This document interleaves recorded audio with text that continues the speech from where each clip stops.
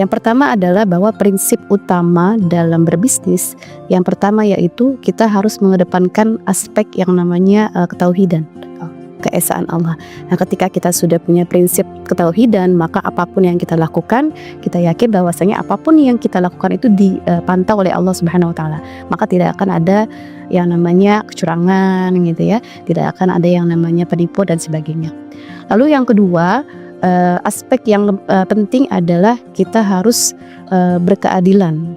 Ya, tadi seperti yang disebutkan, keadilan ini aspek yang penting karena Allah memerintahkan dalam Al-Quran, innallaha ya'muru bil 'adli wal ihsan gitu ya. Allah memerintahkan kepada kita untuk berbuat adil. Kenapa? Karena banyak sekali dalam tindakan ekonomi, dalam praktek ekonomi itu yang kemudian tidak dirasa adil oleh sebagian orang, tapi hanya dinikmati oleh sebagian yang lain gitu ya. Lalu yang ketiga ada aspek yang namanya keseimbangan.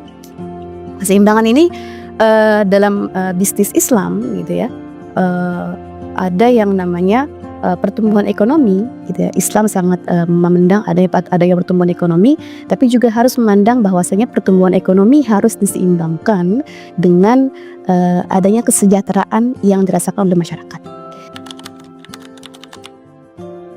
Perbankan itu sebenarnya adalah industri yang highly regulated gitu ya. Jadi aturannya banyak. Khusus untuk secara umum perbankan itu diatur dan diawasi oleh minimal 2 lembaga, yaitu OJK dan BI, Bank Indonesia ya. Tapi khusus untuk perbankan syariah ada tambahan, yaitu kita harus menjalankan bisnis operasional itu sesuai dengan fatwa-fatwa yang sudah dikeluarkan oleh Dewan Syariah Nasional Majelis Ulama Indonesia.